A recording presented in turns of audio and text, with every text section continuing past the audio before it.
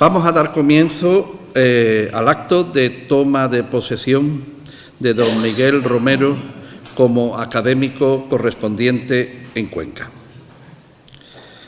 Los académicos proponentes de don Miguel pueden acompañarle a entrar para la constitución de la mesa formalmente. En sustitución de quien les habla, lo hará don Francisco Carrillo, porque cuando firmé la propuesta yo no era presidente y desde que lo soy he adoptado la conducta de no apoyar personalmente ningún escrito ni dejar de hacerlo, naturalmente, como corresponde. Por favor, pueden acompañarlo. En pie.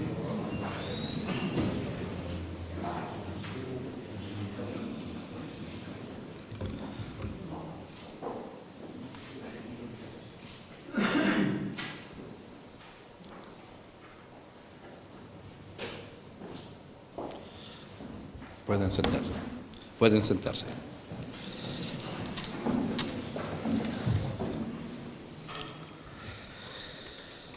Señoras y señores académicos, señoras y señores, procedemos hoy al acto quizás de los más importantes que tiene esta institución, como es la toma de posesión, la admisión de un nuevo miembro. Aunque mis primeras palabras son obligadas y son de agradecimiento hacia la Sociedad Económica de Amigos del País, que tan generosa y gentilmente nos prestan sus instalaciones, porque, como muchos de ustedes sabrán, somos una academia trashumante, no tenemos sede. Pronto la tendremos, pero aún no la tenemos, aunque la tuvimos, claro. Pero, en fin, los avatares por una y otra razón, pues han hecho que así nos encontremos. Pero es verdaderamente significativo y para mí muy grato que este acto se produzca en este concreto lugar, porque de alguna forma, y utilizando la terminología del filósofo alemán Walter Benjamin, este es un lugar aurático, es decir, tiene aura, es decir, de sus paredes rezuman zumo de ilustración. Y al fin y al cabo, las academias son hijas de ella. Cuando en el pasado mes de noviembre de 2014 tuvo lugar la apertura de curso de las Reales Academias, Su Majestad el Rey de España pronunció un breve pero intenso discurso del que me van a permitir que traiga a colación algunos extremos puntuales. Dijo Su Majestad: la creación de las primeras Reales Academias, hace ahora 3 siglos, es una muestra de que la promoción, la conservación y la difusión del conocimiento goza en España de una sólida tradición.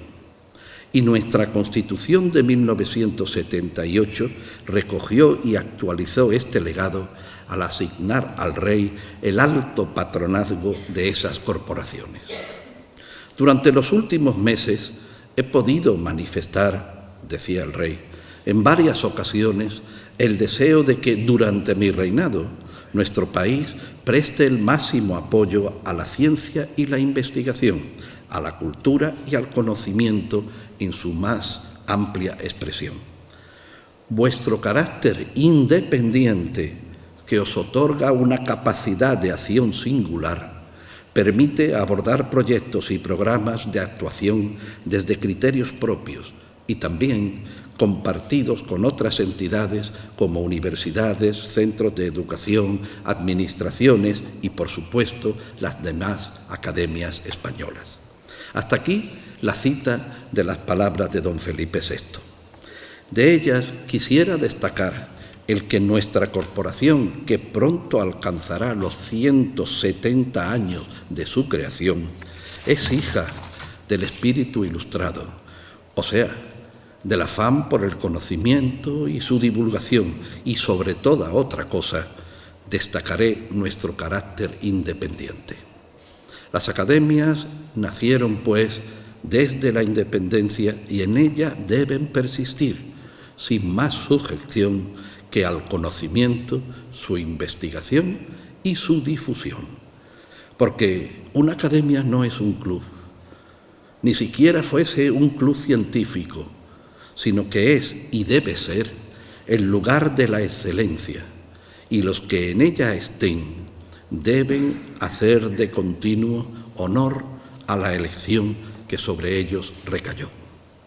Hoy celebramos, como he dicho al principio, un acto de los más importantes que las academias pueden llevar a cabo.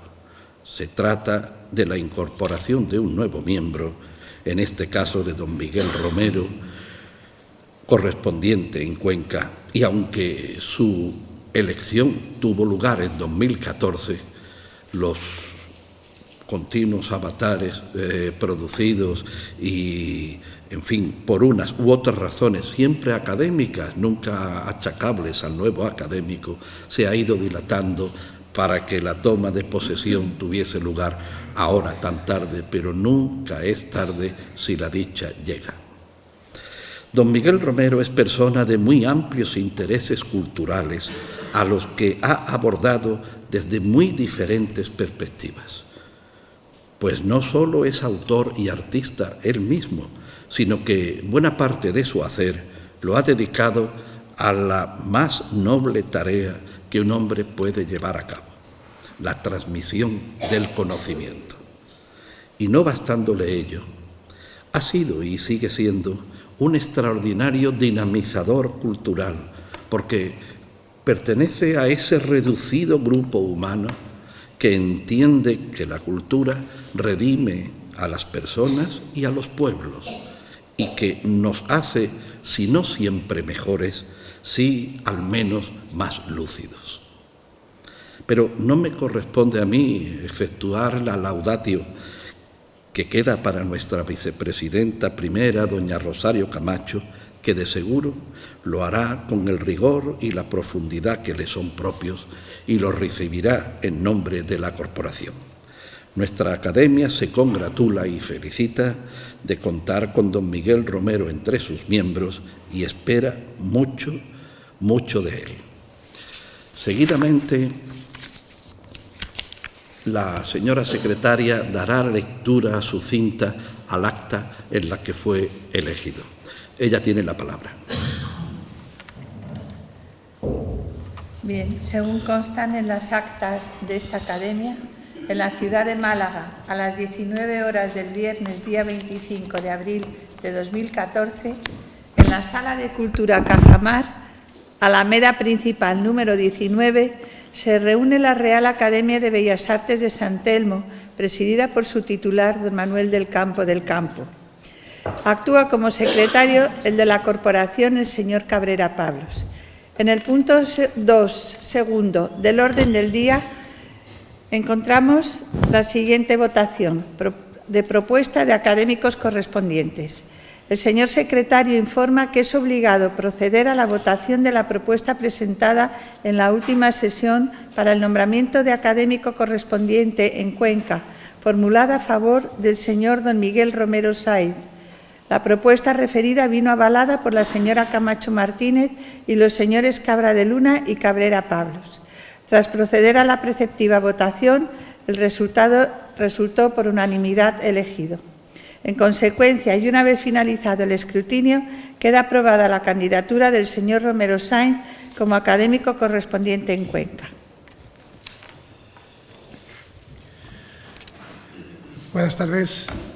En primer lugar, muchísimas gracias, señor presidente, señora vicepresidenta, señora secretaria, por permitirme esta tarde compartir sesión en esta ilustre Real Academia de Bellas Artes. Muchísimas gracias a todos los académicos por su apoyo en el momento adecuado y por estar hoy también presentes en esta mi lección de ingreso, lectura de ingreso. Y muchísimas gracias a todos quienes están hoy aquí por querer compartir un momento tan importante para mí. del cual me siento orgulloso y, si cabe, privilegiado por poder estar desde la lejanía de Cuenca, desde Castilla-La Mancha, como representante de aquella región manchega que ahora está de actualidad por la conmemoración cervantina. Por lo tanto, muchísimas gracias de verdad, tanto a la mesa presidencial como a todos ustedes. Espero que la lección o la conferencia que dé sea de su agrado. Busqué aquellos temas o aquella temática que pudiese vincular en lo máximo posible las dos ciudades, si cabe las dos regiones, pero esencialmente las dos ciudades, Cuenca y Málaga. Y encontré en lo que supone el arte de vanguardia, el arte contemporáneo, ese arte que nos define a la ciudad de Cuenca como un icono en España, como el elemento esencial para poder compartir y servir de temática esencial en esta lectura. Y espero que sea de su agrado una vez que la haya leído. El título, como ven, es Vanguardia y tradición en el arte español contemporáneo. Aunque tengo imágenes, prefiero leer primeramente o hacer la lectura y después, en unos minutos, compartir posteriormente con el complemento visual. Vanguardia y tradición en el arte español contemporáneo. ¿Existe algún paralelismo entre la gran obra del maestro Pablo Picasso y las vanguardias abstractas del siglo XX? El ejemplo de Antonio Saura. Esa sería mi primera pregunta. Siguiendo los estudios de Francisco Calvo Serraller, quiero iniciar mi discurso de entrada en la Real Academia de Bellas Artes de San Telmo, no sin antes agradecer a los ilustres académicos mi tremenda gratitud personal por haber admitido la propuesta, en este caso por unanimidad, que en su día hicieran los profesores doña Rosario Camacho, a la que particularmente le doy mi mayor agradecimiento, don Francisco Cabrera Pablos y don José Manuel Cabra de Luna. Al considerar todos ustedes que mi humilde currículo puede ser acreedor a tan alta distinción y que me obliga a estar a la altura que dignamente expone, expresa y define esta Real Academia. Con ello y con el debido respeto y consideración que este hecho conlleva, acepto con tremendo orgullo, en todas sus consecuencias, mi disponibilidad total a colaborar con esta institución en las propuestas que tengan a bien hacerme, tanto de vinculación con la región de Castilla-La Mancha, a la que me debo, y especialmente con mi ciudad de Cuenca, la que, bien saben sus ilustres académicos, es referente cultural de las vanguardias del arte moderno, gracias a la puesta en valor de las nuevas tendencias del arte en su Museo de Arte Abstracto Español, sus fundaciones Antonio Pérez, Antonio Saura y Espacio Tornero. Cuenca es, sin duda, una ciudad hecha para y por el arte, en todas sus manifestaciones. Pero es en el arte contemporáneo vanguardista donde ha creado una identidad de referencia por las nuevas corrientes, provocando entre sus espacios urbanos y naturales la coyuntura de investigación necesaria para condicionar su propia evolución de progreso. Es por ello por lo que desde mi modesta condición de académico correspondiente puedo y debo ofrecer esa conexión que haga posible una interacción de sinergias y fuerzas entre mi ciudad, mi región y la suya, que ayuden sin duda a seguir creciendo a esta Real Academia de Bellas Artes, referente académico de una España plural y moderna. Tal vez la propuesta de discurso que ofrezco pueda inducir a la duda o meditación entre sus ilustres personas, por cuanto infringe el espacio de lo común, pero creo que dentro de la reflexión que pretendo provocar con esta investigación comentada, no más allá que buscar la posible interconexión, si la hubiera, entre su bella ciudad de Málaga y esta ciudad de las hoces que por Cuenca se denomina. Y decía que quisiera iniciar este trabajo con el estudio de Calvo Serraller porque me llevaría directamente a la propuesta reflexiva que me debe servir de eje conductor del mismo. Habría que recordar aquí el problema de la existencia como identidad en la España contemporánea de esa conciencia nacional escindida, o si se quiere, del fenómeno histórico que se conoce como el enfrentamiento pugnat entre dos Españas que se excluyen mutuamente, cuya apoteosis trágica se culminó con el baño de sangre de la Guerra Civil del 36-39. Ahora bien, sin negar la base real del tópico sobre la conflictiva peculiaridad histórica de nuestro país, ni la influencia que ha ejercido de manera constante sobre su arte, no cabe duda asimismo de que esta imagen, como estereotipo, ha aplastado el libre desenvolvimiento de la personalidad de muchos artistas españoles contemporáneos condenados a expresar con más o menos sinceridad el drama existencial que el destino político les ha impuesto. ¿Estarán, pues, la historia y el arte españoles fatalmente atrapados por una contradicción insalvable? En todo caso, la instauración en su momento de un régimen político democrático en nuestro país, cuya consolidación es una auténtica realidad ahora, abrió un nuevo y esperanzador horizonte, cuyas consecuencias ya han sido, con toda seguridad, decisivas en todos los órdenes de la vida y la cultura españolas, como hemos podido comprobar. Pero yo no quiero llegar aquí a analizar la situación del momento actual del arte en sus vanguardias. No quiero ni tampoco en sus concepciones más modernistas o contradictorias, sino que pretendo retrotraer a ese momento histórico en el que el conflictivo desarrollo de las señas de identidad del arte español contemporáneo, precisamente en aquel momento crucial de las vanguardias de nuestro siglo pasado, cuando más agudamente se enfrentaban el peso de la tradición y la lucha modernizadora, mantuvo en concordancia discordante, y valga esta expresión políticamente incorrecta, como expresión conceptual. Como historiador que me tengo, entiendo que la conflictiva relación entre tradición y progreso ha marcado de forma particularmente trágica la historia contemporánea de España. Dada su situación geográfica en el extremo occidental de Europa, lo que muchos llaman Finisterre, la rica y compleja base étnica de nuestra población, la marcada personalidad histórica y, en fin, por todo ello, su actitud orgullosa e independiente, no le ha sido fácil a nuestro país asimilar equilibradamente el espíritu de la cultura moderna secularizada. El fracaso de aquella ilustración en la España del siglo XVIII determinó que quedase pendiente una revolución necesaria que no existió, y con ese fracaso una formulación pendiente de la propia identidad cultural y política del país, cuya historia contemporánea no ha sido sino una sucesión de luchas civiles, la mayoría de las veces marcadas por enfrentamientos bélicos constantes.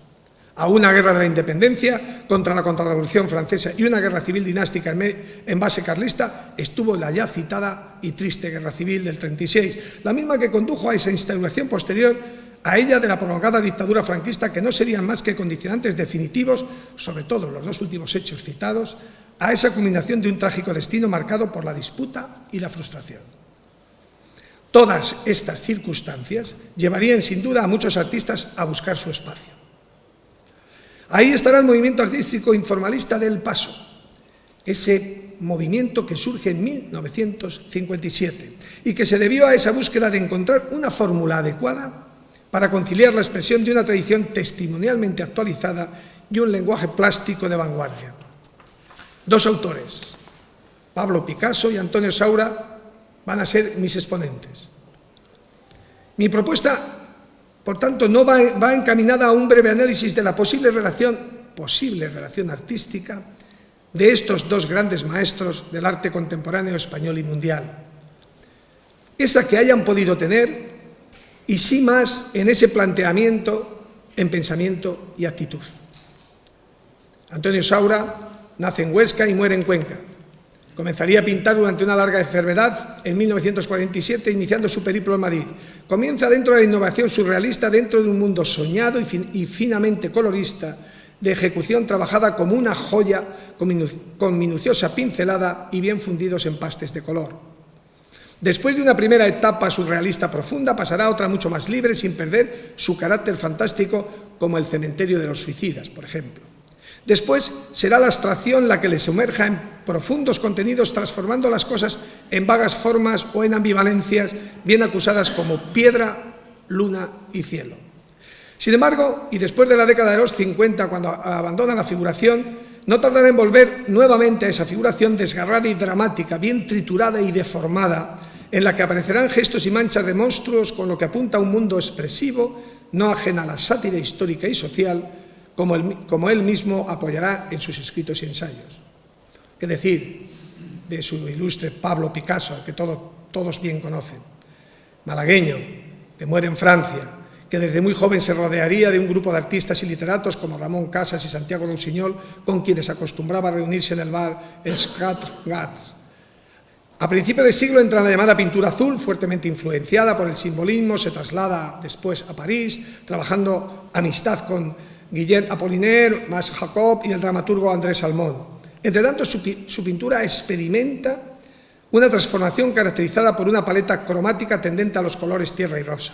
Y no voy a indagar más en un artista que plenamente y bien conocen ustedes. Pero sí vamos a entrar ya en la poética del informalismo. Sería conveniente volver a tener presente el término de informalismo.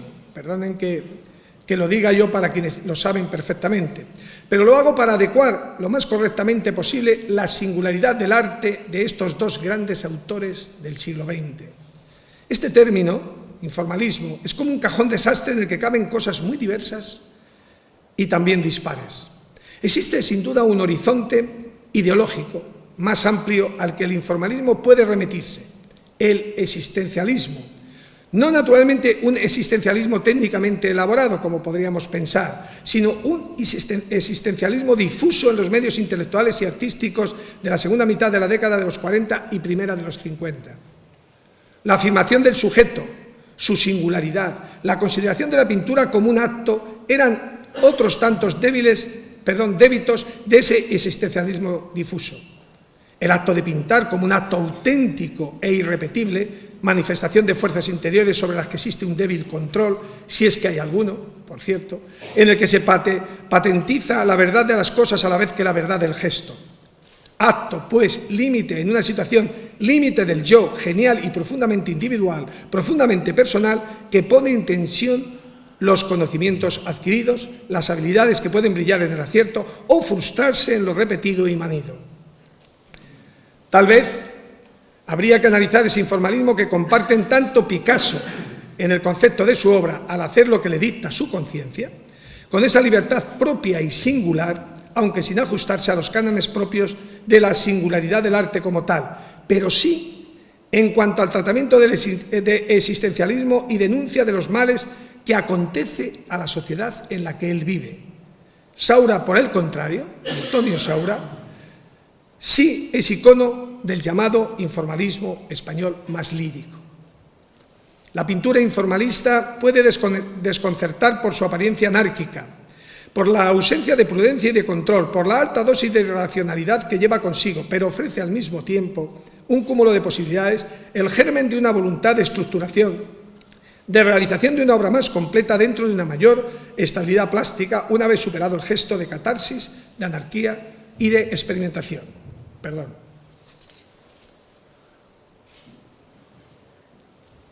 Por ejemplo, el grupo del El Paso, del que formará parte Antonio Saura y del que hablaremos un poco al final, iniciaría su formación en un ambiente artístico en el que la modernidad se abría paso de una forma precaria.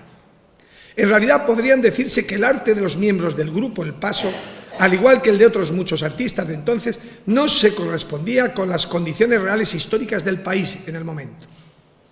Su actividad fue una labor que tendió un puente, un paso, entre una modernidad invertebrada y una vanguardia radical. Por ello, al igual que otros autores, vivieron la aventura del informalismo y construyeron la poética del arte.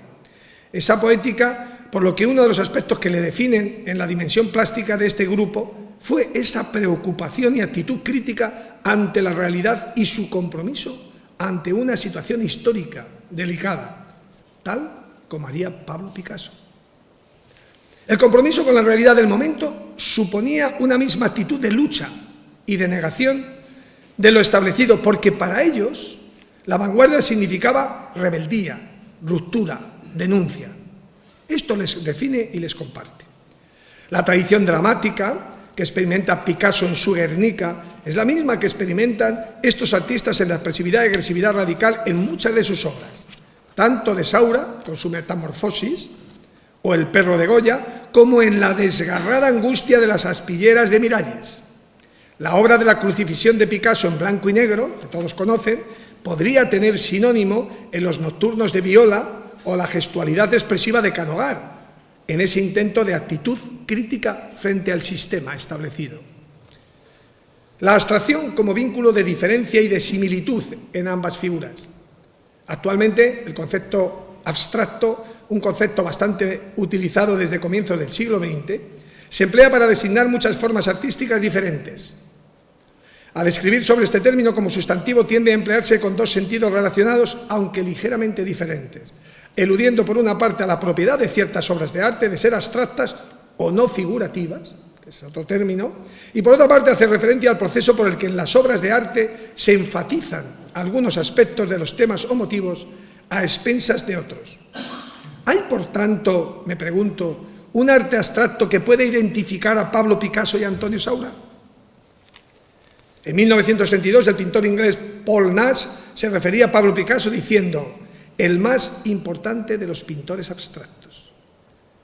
Sin embargo, podríamos calificar esta actitud, como dice Charles Harrison, como una percepción débil de la abstracción, ya que según los criterios más estrictos no podríamos aplicar a Picasso la autoría de ningún cuadro abstracto a lo largo de toda su trayectoria artística. Por otra parte, los procesos de abstracción que pudiera llevar a cabo a lo largo de su obra fueron realizados a menudo para hacer más fácil la percepción de cómo se representaban esos temas en sus cuadros.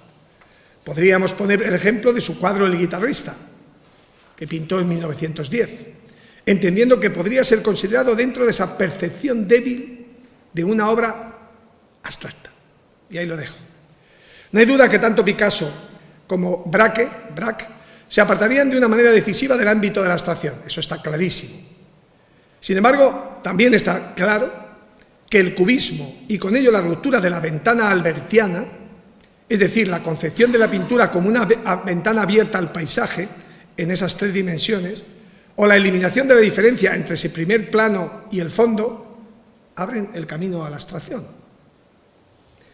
De hecho, Pablo Picasso comentó en cierta ocasión sobre la abstracción lo siguiente: la idea de buscar ha hecho que el arte de la pintura caiga con frecuencia en la abstracción. Este ha sido tal vez el mayor error del arte moderno. El espíritu de búsqueda ha envenenado a quienes, sin comprender todos los aspectos del arte moderno, quieren pintar lo invisible y lo no pictórico. Bien claro dejaba su concepto de la abstracción. Por otra parte, decía también que en el arte no existen formas concretas ni abstractas, sino interpretaciones. Saura no es un pintor abstracto, aunque utilice la abstracción para condicionar sus propuestas. Cuando Saura regresa a España, concretamente a Cuenca, a partir de 1955, intenta ser más él, entregándose a la pintura por sí misma, entablando una lucha desesperada entre el sí y el no, entre el blanco y el negro. Grandes brochazos, rayas como heridas practicadas con el palo del pincel, movimientos que rompen para construir y destruyen para componer conjuntos en un espacio que se identifica con el patético gesto de esa materia pictórica.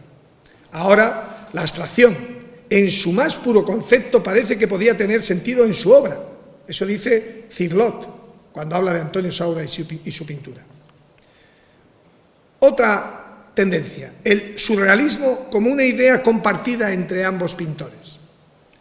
Tal vez no sea tan fácil compartir esta idea pictórica entre estos dos grandes maestros.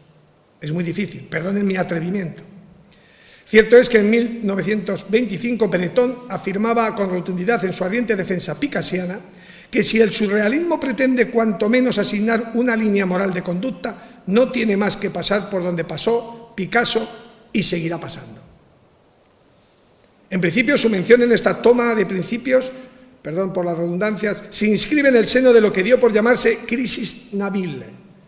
Sin embargo, por más que Breton, entre otros, intentara atraer a Picasso a ese surrealismo, el mismo Deschamps o Picabia, sobre todo, Picasso, se acercaba muy de puntillas sin necesidad de llegar a ningún acuerdo expreso. Tal vez el cuadro de la danza que pinta en 1925 se podría considerar como tal, al ser una de las apuestas, para mí, bajo mi concepto, más radicales del pintor malagueño. Picasso, esta obra que él quiere y que ilustra fielmente el rasgo más definitorio de él, realiza una experimentación radical en una obra determinada y la magnitud del riesgo le obligó a tomarse tiempo para asimilar, formar e iconográficamente los motivos y lenguajes desplegados en la misma. Es indudable que Pablo Picasso compartiría intuitivamente esta concepción intelectual de un arte surrealista, ya que él mismo concibió con su pintura desde el cubismo como un conjunto de jeroglíficos que completan el significado del cuadro. Lydia Gassman, en su tesis sobre los pintores surrealistas, analiza las fuentes plásticas y literarias de la puerta acristalada en la obra de Picasso con una documentación extraordinaria, aunque no exenta de muchas contradicciones significativas. Entre los grandes hombres del surrealismo dentro de las artes plásticas se encuentran, como todo el mundo sabe, Salvador Dalí, René Magritte, Max Ernst, Hans Arndt o Joan Miró. Para muchos se ha suscitado esta pregunta: ¿verdaderamente Picasso fue surrealista?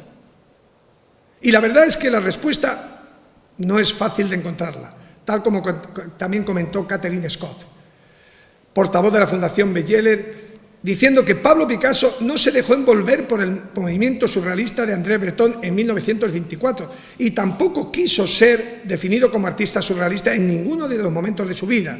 Sin embargo, sí que es cierto que tuvo estrechos contactos con esta corriente y sus ideas, como lo evidenciaría en su muestra de Rigen.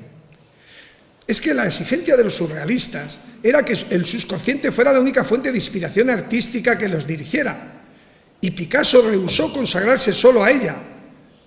Él se burlaba con frecuencia del lenguaje o la pintura automática de los surrealistas, así lo sigue comentando Catherine, porque él permaneció siempre en la realidad. Incluso él mismo dijo en cierta ocasión: no soy surrealista. Nunca me he apartado de la realidad. He permanecido siempre fiel a la realidad.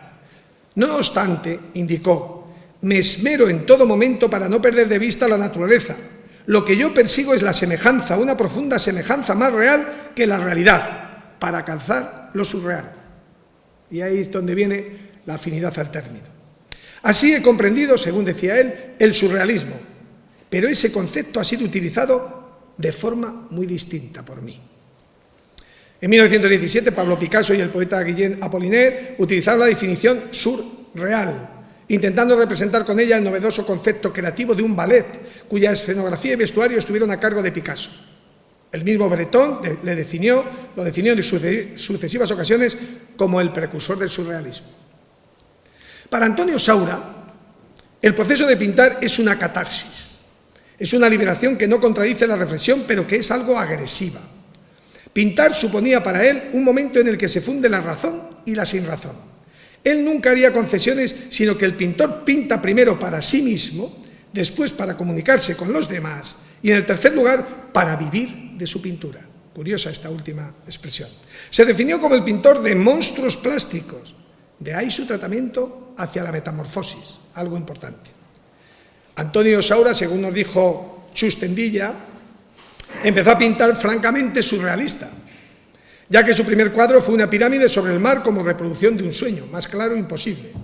Los testimonios escritos de Antonio Saura sobre los universos creadores de los artistas del pasado y del presente que le interesaron forman parte consustancial de aquellos otros referidos a su pensamiento plástico. Unos y otros alumbran el impulso subterráneo que origina el surgimiento de una imagen o la aparición de perseverantes arquetipos estructurales capaces de generar diferentes resonancias plásticas sin desatender nunca a los procesos técnicos utilizados. Vamos a analizar los componentes que les unen y que les separan. No hay duda que la pintura une y separa vanguardias. Las conceptúa bajo el canon del ideario y luego las deja en libertad del pensamiento. Por eso, buscar analogías entre genios del arte es simplemente ir contracorriente en sus postulados y llegar a conclusiones erróneas, demasiada valentía, demasiado riesgo. Por ello, investigar cómo y de qué manera Pablo Picasso y Antonio Saura, con una importante diferencia en el tiempo, pueden tener similitudes conceptuales es negar la evidencia. Ahora bien, está claro que Picasso y su relación con las poéticas surrealistas es un hecho verídico, y lo dice Raphael Jackson, pues desde los albores de dicha vanguardia manifestó un claro sintonismo que permitiría a su vez comprender que no se habría desarrollado de la misma manera el surrealismo, sin su ejemplo intelectual, por supuesto. Al igual que Belmer, Buñuel, Dalí, Giacometti, Man Ray o Miró plasmaban imágenes muy próximas a la poética de Bataille, mientras eran promocionadas por Breton. Picasso, mientras, se aprovechaba de su distanciamiento y alimentaba tanto las teorías bajorrealistas de Bataille como las interpretaciones líricas e idealistas de Breton. Por el contrario, Antonio Saura, unos cuantos años después de Picasso, en ese parafrasear de tientos y diferencias, afirma que no le preocupa tanto el problema del color, ni de la composición, ni tampoco de la materia o textura, ni del significado, ni de la belleza o fealdad, del equilibrio o desequilibrio. No le preocupa tanto, sino que su necesidad le hace contentarse con cualquier color que esté a su alcance cuando el deseo surge. Más claro, imposible. Por ejemplo, Saura emplea cualquier materia, corrientemente el blanco y el negro, la luz y las tinieblas que él cita en muchas ocasiones, de la misma forma que si no pudiera pintar, emplearía cualquier otro medio para expresarse. Por ejemplo, apuñalar muros, gritar simplemente o masticar chicle. Por encima de inútiles discusiones sobre un arte figurativo, surrealista o abstracto, por encima de toda preocupación purista, fanática, estética o teórica, está la necesidad imperiosa de gritar, de inundar superficies y dejar huellas, de expresarse como sea, desvelando las posibilidades energéticas del ser, imagen amorosa o destructiva, del cuerpo femenino, de una nada o de un todo, de una desesperación o de una hambre cósmica, o de una tonalidad de expansión o de una dinámica concentrista. Sin embargo, sí hay mucho en común en la relación estética que les invade a los dos pintores, a los dos artistas. Sobre todo en esa preocupación por el horror, por ese horror de la guerra, por la matanza y por los monstruos, tanto en uno como en otro. Eso es lo que más les puede identificar, la temática. Picasso en su Guernica, con iconografía surrealizante, no surrealista, surrealizante. Y Antonio Saura con sus monstruos. Picasso al tratar el horror del ser humano ante la matanza y Saura el perro de Goya, convertido en monstruo, como única forma de poder salvar al perro y con ello al hombre angustiado por la guerra y la soledad. Picasso el horror de la matanza ante la guerra civil y Saura a un ser deformado, metamorfoseado o transfigurado en un monstruo deforme, ser humano deformado por la angustia vital, por el dolor. Además, el Guernica está pintado en negros y blancos, los mismos colores que predominan en la obra de Saura. Eso coincide. Podría llevarnos a hablar de la España negra y su reflejo en los pintores contemporáneos. En la Metamorfosis, donde podemos también relanzar relaciones y conexión estética. 7 grabados de la Metamorfosis describen en Picasso explícitamente leyendas cuyos protagonistas son asesinados por culpa del deseo, la pasión o los celos. Pero solo 2 de estas planchas se refieren a vicisitudes masculinas. Hay mucha violencia contenida en la obra picassiana. Está claro que Picasso en estos grabados le servirían para relacionar los episodios de su vida privada con las leyendas de la religión pagana, de manera que pudiera justificar su actitud cuasi divina y desarrollar una autobiografía mítica a partir de su propia experiencia, algo que Orfeo, Cristo y Minotauro le ayudaron a cristalizar. Saura, en el recorrido y del inventario provisional del pintor, los reflejos de una misma obsesión se propagan misteriosamente. En el perro de Goya lo deja bien claro. El monstruo de Saura introduce un rasgo de autoconsciencia. Es pintura. No puede en primer término su ser pintura como Picasso, pero no puede por menos de recordarlo. Es en la pintura, en el lenguaje plástico, donde encuentra el único apoyo de que dispone y donde se revela el monstruo como lo que es. En eso comparten ambos, Picasso y Saura. El monstruo de Saura, que ha llegado a ser el perro de Goya, reúne en su imagen lo patético con el feroz sarcasmo de lo grotesco, a la negatividad absoluta que es propia del monstruo, tanto más intolerable cuanto que es marca y carácter del sujeto mismo, añade la inadecuación a la naturaleza circunstancial al monstruo, pero pintado ahora como adecuación. La crucifixión. Picasso estuvo interesado en este tema durante varios años antes de realizar su cuadro el 7 de febrero de 1930. Aquí el autor parece establecer relaciones entre el juego y lo sagrado y como un comentario irónico del autor hacia su repertorio más personal. No en vano, los dados eran elementos habituales de naturalezas muertas cubistas. Podemos encontrar en este tema un primitivismo gestual.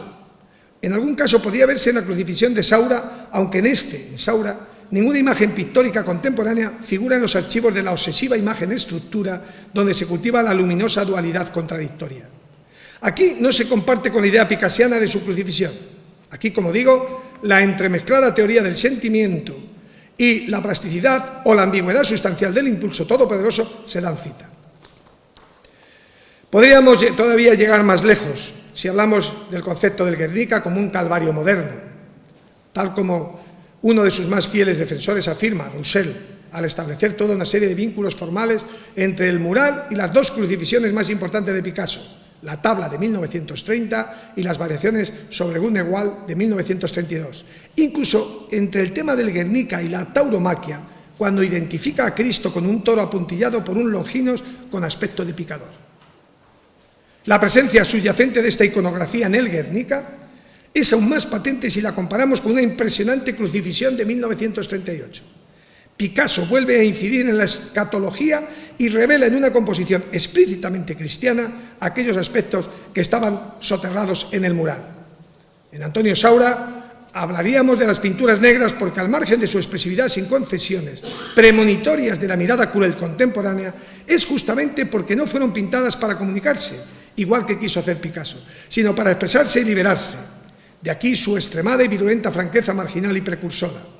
Solamente el arte del siglo XX puede liberarse con dificultad de aquello que para Goya constituyó ejercicio verdadero, paralelo, llevado a la oscuridad y en la soledad por encima del bien y del mal, descubriendo para la obra entera aquello que solamente con anterioridad afloraba en el fragmento o en el boceto. Por eso, el perro de Goya para Saura, procurando evitar así los condicionantes históricos de una época. Ese es un claro ejemplo. El monstruo no es una condición ineludible de la mirada cruel, sino una forma particular de lo monstruoso pictórico. Ahí coincide.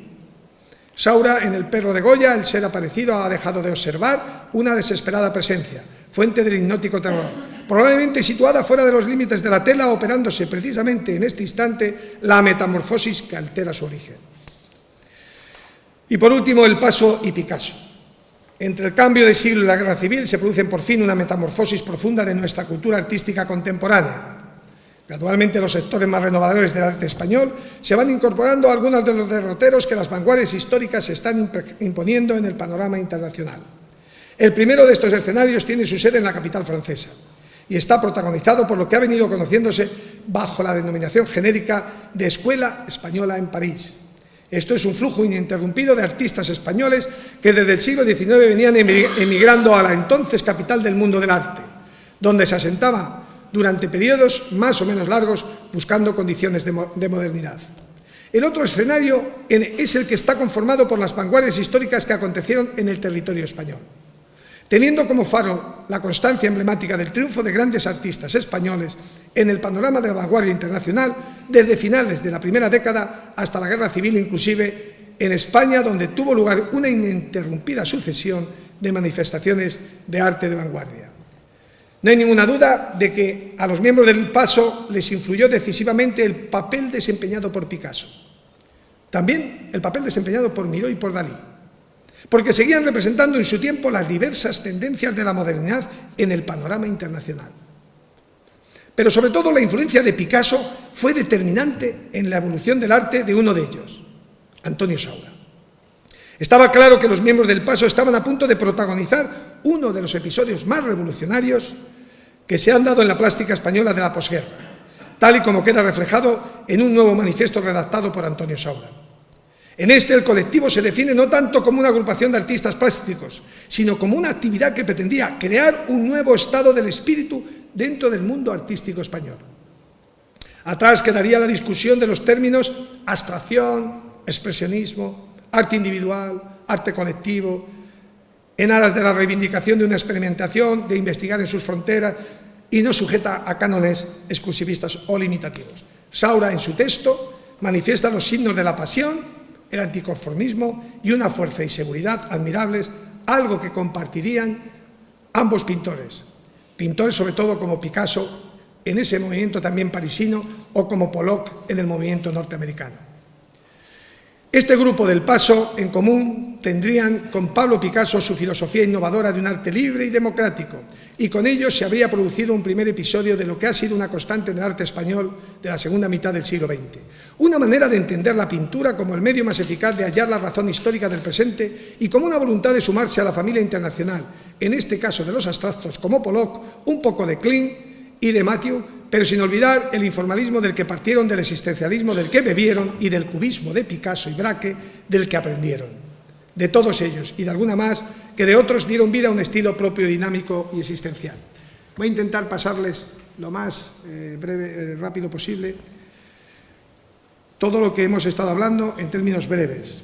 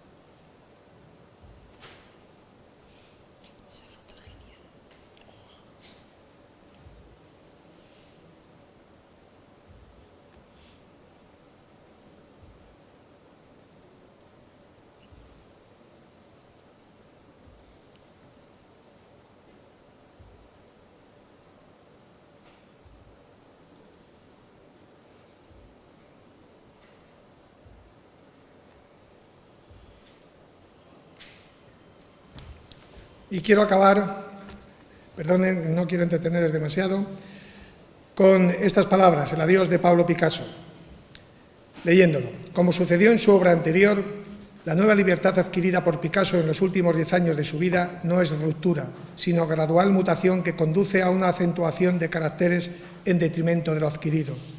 La armazón geométrica tan evidente en la construcción de ciclos anteriores, convertida incluso en sistema de cierta rigidez, aparece ahora como simple y secundario armazón para el sostén de una acción que acentúa y enfatiza la resolución inmediata, el arrepentimiento, la corrección y la superposición, lo inacabado, la alternancia en el mismo plano de lo líquido y lo densificado. La estructura u osamenta de la imagen es pretexto, punto de partida de un proceso que conduce a la reconstrucción pictórica de una realidad que se hace y se deshace en el encadenamiento del propio trabajo. La consideración del cuadro como espacio fenomenológico queda acentuada al dejar el tema de tener importancia y convertirse en armazón para el placer, el capricho o la rabia. La acentuación de su frescor, que pudiera malinterpretarse, solamente ha podido operarse a través de una larga experiencia que ha conjugado el trabajo cuerpo a cuerpo y la avidez del museo imaginario, es decir, dentro de una cultura plástica expresada en la dinámica de su propio pensamiento. Es evidente que mediante esta liberación, o a causa de ella, aflora con mayor evidencia la carga cultural a través de la dosificación del gesto, así como diversas características que confieren a este aspecto de la obra de Picasso un lugar privilegiado del que yo soy ferviente admirador. Esta conclusión representa una libertaria apoteosis, pero este último adiós del pintor corresponde a su vez con un impulso manifestado a través de la obra de ciertos artistas contemporáneos, en los cuales la imagen se envuelve y se resuelve a sí mismo en el combate, en la concepción bidimensional, en la espontaneidad gestual y en la libertad de tratamiento. Es decir, a una concepción subjetiva de la imagen pintada por Picasso, así como también Miró, contribuyeron en gran parte a desvelar. Para Pablo Picasso, igual que lo ha sido para mí, la búsqueda de una belleza convulsiva como objetivo prioritario de la pintura nos ha hecho entender el arte como la libertad conceptual de nuestro propio ego, en un entorno alejado de la consabida consideración del buen y mal gusto.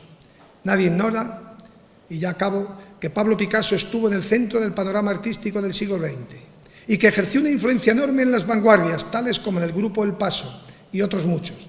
Pero menor duda hay que en unos la influencia fuese mayor que en otros, sobre todo en sus reservas de ese universo visual de la abstracción, a la que no quiso adherirse, sin que ello quite la influencia que ejerció por admiración y práctica en la obra de Antonio Saura. Muchísimas gracias.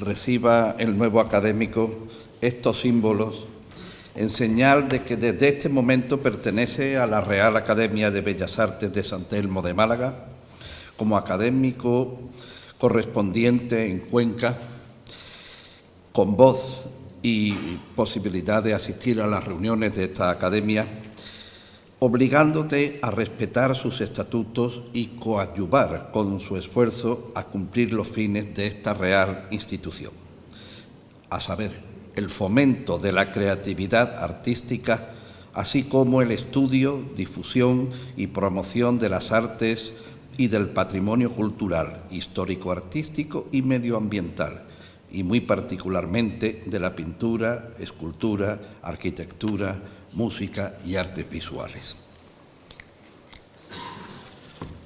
¿Tiene posibilidad de ponerlo? Creo que sí. Pero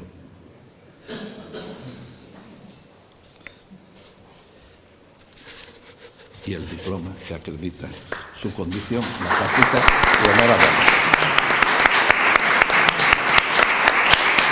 Puede sentarse.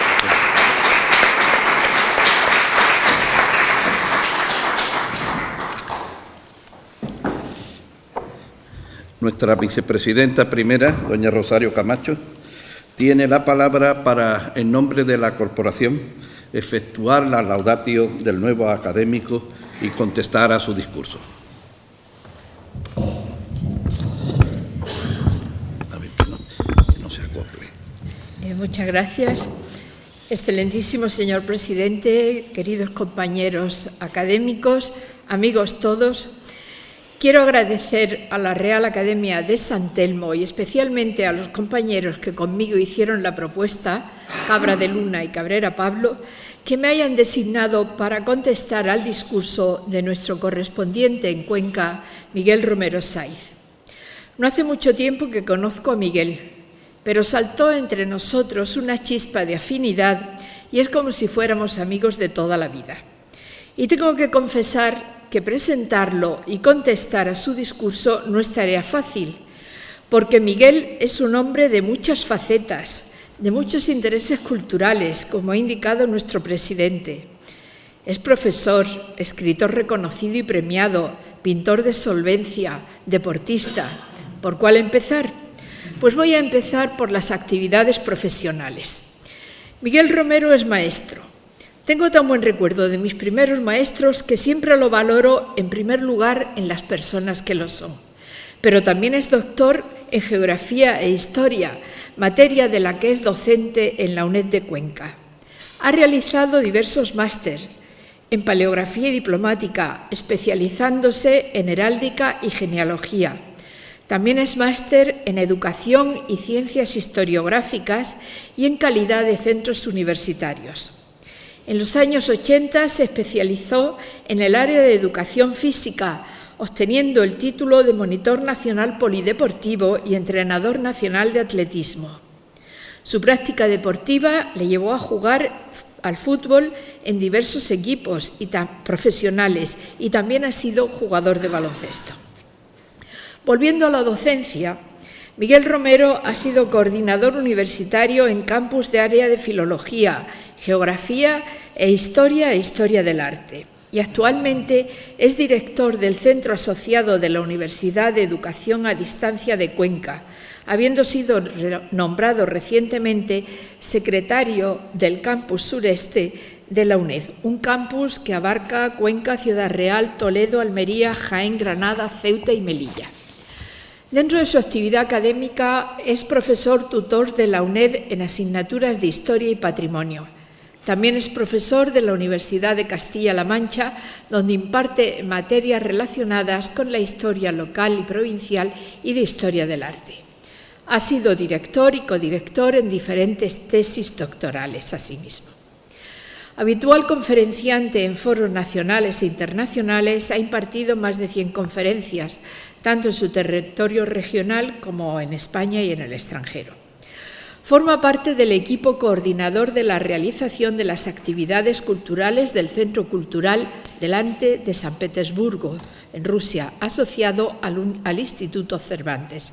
Asimismo, es coordinador de las actividades del Centro de Tánger del Instituto Cervantes y también ha sido comisionado para los países del Lejano Oriente, Taiwán y Japón, del Programa de Español para Extranjeros y encargado de los asuntos para Latinoamérica de la Academia Iberoamericana de Escritores y Periodistas de España. No para de viajar, de aquí prácticamente se va a Japón y después a Nueva York.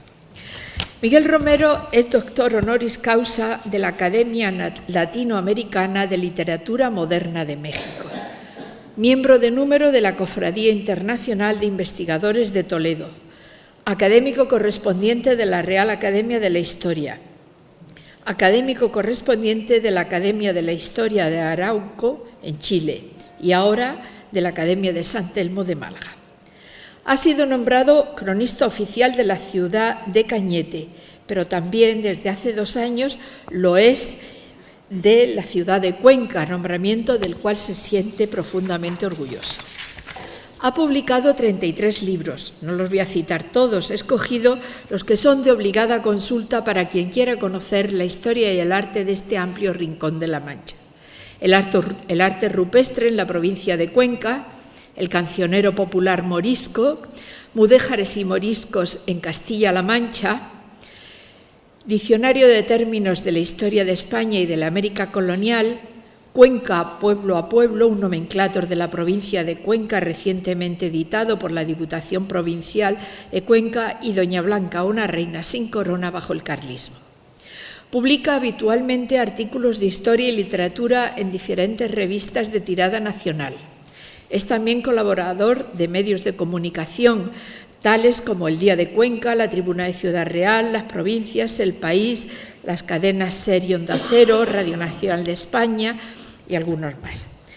Distingue a los maestros con mayúscula prologar libros de sus discípulos, porque se mantiene la línea de magisterio y hay que descubrirse. Miguel Romero ha prologado 39. También ha escrito diversos catálogos de exposiciones, tanto para exposiciones individuales como colectivas. Su actividad literaria se manifiesta también en cantidad de artículos, además de colaboraciones periodísticas, que son muchísimos. Y de los libros de creación literaria solo cito alguno: Cuenca, Otros paisajes del Quijote, Pintura y Poesía, El sueño del hidalgo manchego, El baile de las amapolas, editado en Madrid en 2013. Y esa actividad revierte en una serie de cargos y participaciones.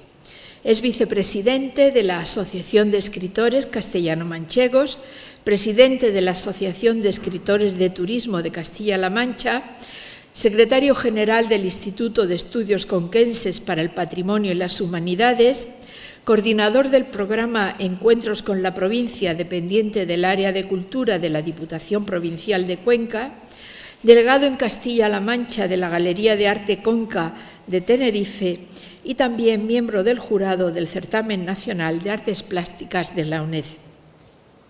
Ha recibido diferentes premios o distinciones y aquí se funden sus diversas facetas como investigador y ensayista, como novelista o artista plástico. Recibió en el 76 el primer premio Tanit de relato breve de Gran Canaria, en el 75 el primer premio de dibujo del Ayuntamiento de Pineda de Mar de Gerona, es premio Luzán, recibido en Cuenca en 2004, premio a la crítica literaria, también en ese año, primer premio de cuentos El Albir en Valencia en el 2000, premio de novela corta de Mieres en el 2003, finalista del premio Juan Rulfo en el 2003, primer premio en el Certamen Internacional de Novela Histórica Breve Álvaro de Luna en el 2006, ganador del Premio Regional de Ensayo también en ese año, primer premio en el quinto Certamen Nacional de Novela Histórica Ciudad de Valeria, medalla de plata al mérito cultural de la Junta de Comunidades de Castilla-La Mancha, también medalla de plata al mérito deportivo por la Junta de Comunidades de Castilla-La Mancha, castellano manchego del año por la Casa de Castilla-La Mancha en Madrid en el 2010 y en Barcelona en el 12. Hijo predilecto de la Villa de Cañete, habiéndosele impuesto su nombre a la biblioteca municipal de esta localidad. Y he saltado algunos. Respecto a su actividad pictórica, Miguel Romero se ha volcado en la pintura de paisaje, captando los paisajes de su tierra, de amplios horizontes, secos, cargados de luminosidad, valorando los trabajos del campo y con atención también a los temas de género.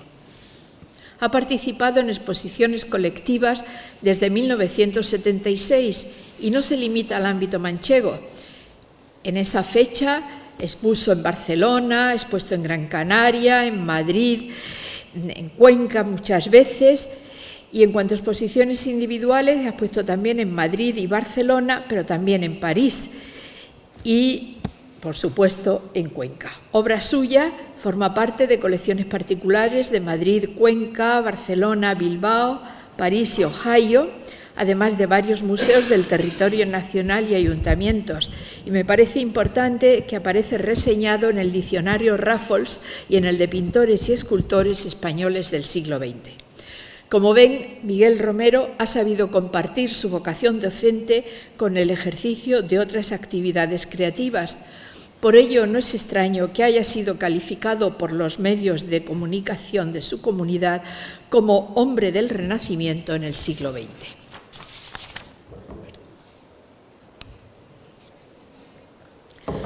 En cuanto a su discurso, tengo que adelantar, y ustedes ya lo han comprobado, que Miguel Romero ha realizado un ensayo de mucha enjundia. Miguel busca los vínculos que existen entre Cuenca y Málaga a través de dos artistas, Picasso y Antonio Saura. Aunque voy a ser muy escueta, quiero añadir que también hay vínculos de antaño. El cuadro de San Julián, patrón de Cuenca, de Miguel Salmerón, que preside el acceso a la sacristía mayor de nuestra catedral, fue enviado por el obispo y cabildo de Cuenca en 1638 en virtud del voto que Málaga hizo a este santo por haberla librado de la peste de 1637. El maestro organero de Cuenca, Julián de la Orden, quien realizó los espléndidos órganos de Cuenca y los de nuestra catedral Málaga a finales del siglo XVIII bajo la prelatura del obispo Molina Lario. Y con él, y para realizar las cajas del órgano, aterrizó en Málaga el genial arquitecto e ingeniero hidráulico José Martín de Aldehuela, quien además de intervenir ampliamente en el amueblamiento de la catedral, realizó obras tan señeras en Málaga como el acueducto de San Telmo o el Puente Nuevo de Ronda.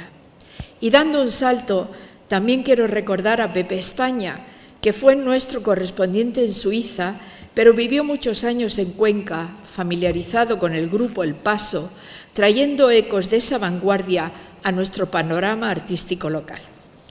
Pero Miguel Romero pica alto y en Málaga, cuna de Picasso y donde existe una cátedra Pablo Picasso, quiere reforzar esos vínculos y nos presenta un discurso buscando el paralelismo entre Picasso y las vanguardias abstractas del siglo XX, especialmente con el grupo El Paso, partiendo de la admiración que le profesó Antonio Saura. A mí me ha convencido. Miguel Romero ha preparado concienzudamente su discurso. Por él pasan los nombres de Apolinar, Marc Jacob, André Breton, André Salmón, Lidia Gassman, Bataille, Posnage, Hélène Parmelin, Catherine Schott, entre otros. Y tampoco se olvida de Calvo Serrayer, Cirlot, Valeriano Gozal, Rafa Jackson, Chus Tendilla, por lo que estos nombres o ensayos han significado sobre la visión de uno y otro artista y analiza algunos temas comunes.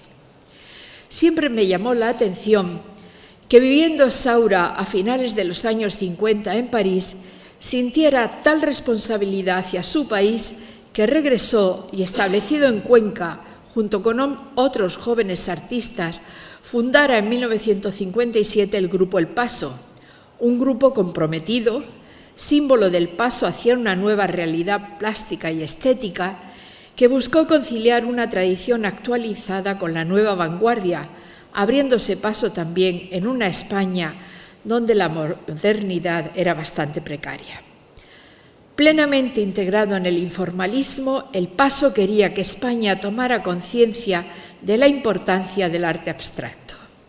Mucho antes, Picasso, según algunos críticos, había practicado una cierta abstracción, porque el cubismo no es abstracto, aunque sí descompone la realidad en formas geométricas, pero donde late la figuración.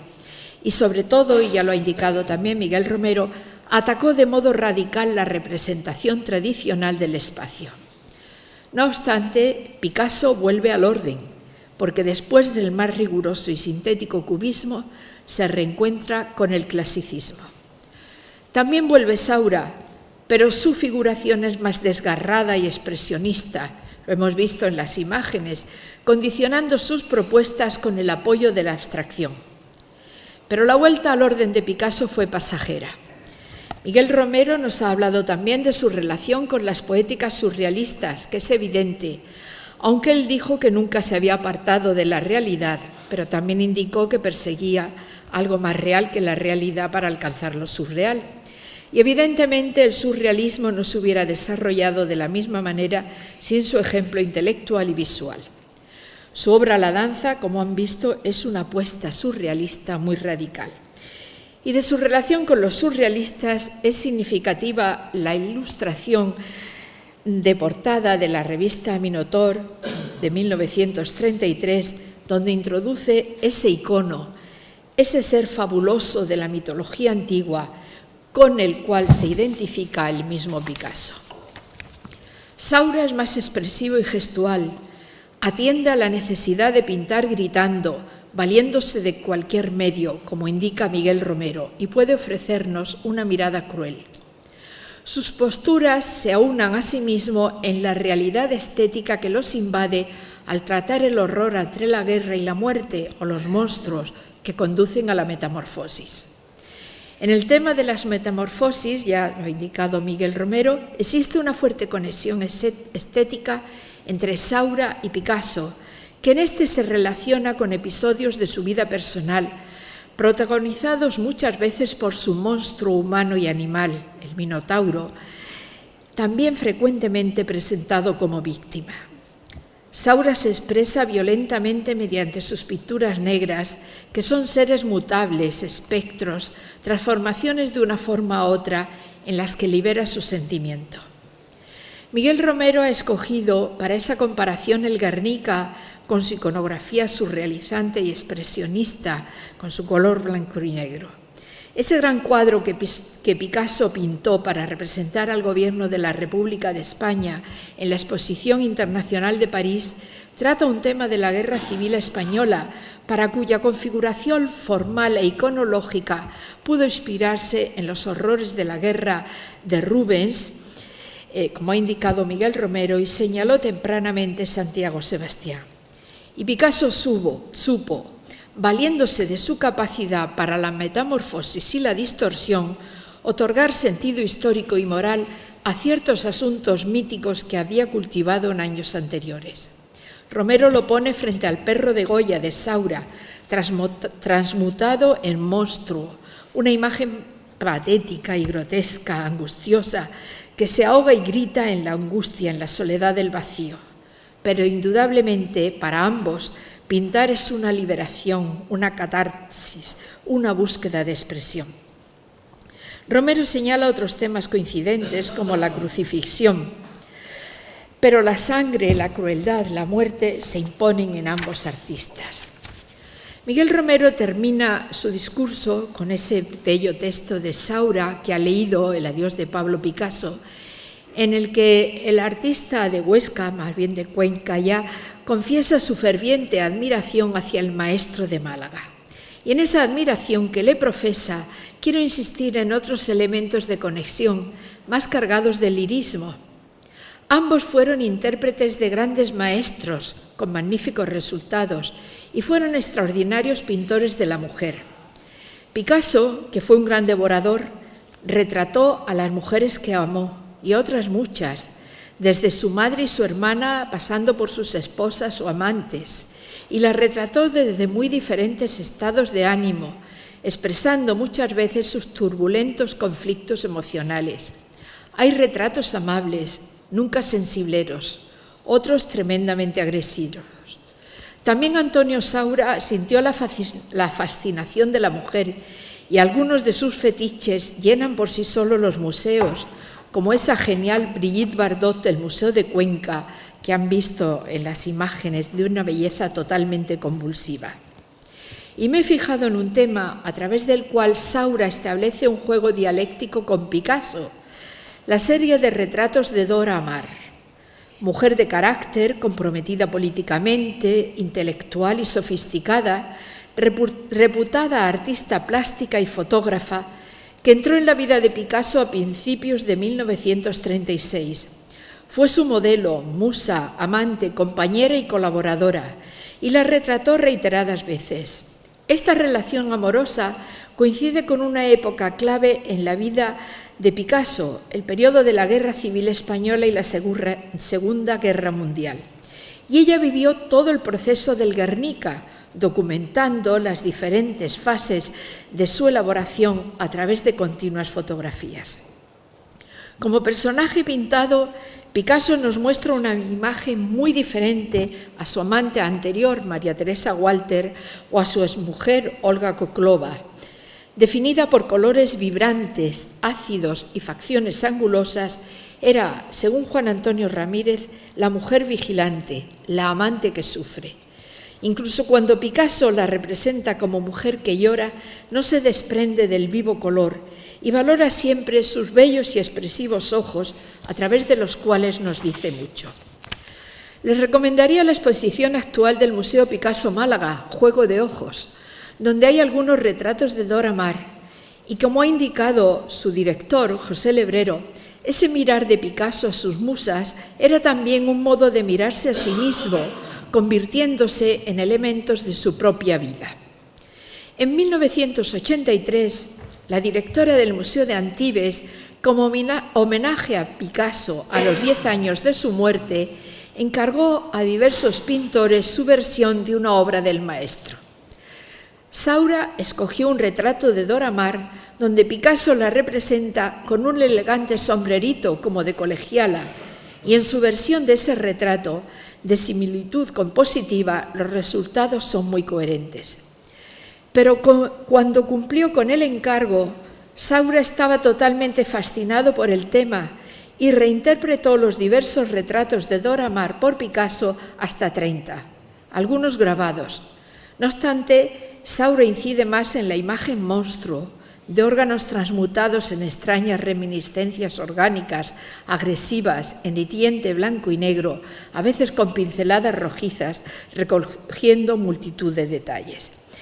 Y con esta serie, Antonio Saura rinde una vez más un grandioso homenaje póstumo al maestro de Málaga. En fin, quiero concluir indicando que ya siempre que queramos conocer la historia y los avatares de esas relaciones Picasso-Saura, de esa gran tormenta de ideas que agita a estos dos creadores, habrá que recurrir a este discurso de Miguel Romero. Como hemos visto, la labor ingente, inteligente y meritoria de Miguel Romero garantiza que puede aportar muchísimo a nuestra Academia de San Telmo, de la cual soy portavoz en este acto. Y también quiero señalar mi satisfacción por haber contribuido a este vínculo, a esta colaboración. Miguel Romero, castellano de La Mancha, en nombre de la Academia de San Telmo, yo te doy la bienvenida.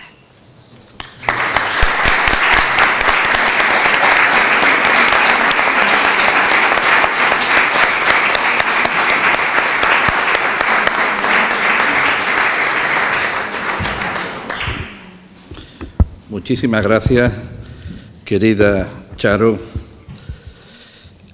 y a todos ustedes de darles también las gracias encarecidamente que nos han acompañado y que han tenido la dicha, como la he tenido yo también, de oír dos magníficas intervenciones académicas. Querido Miguel Romero, permíteme que te trate así. Sé bienvenido y muchísimas gracias por su asistencia. Se levanta la sesión.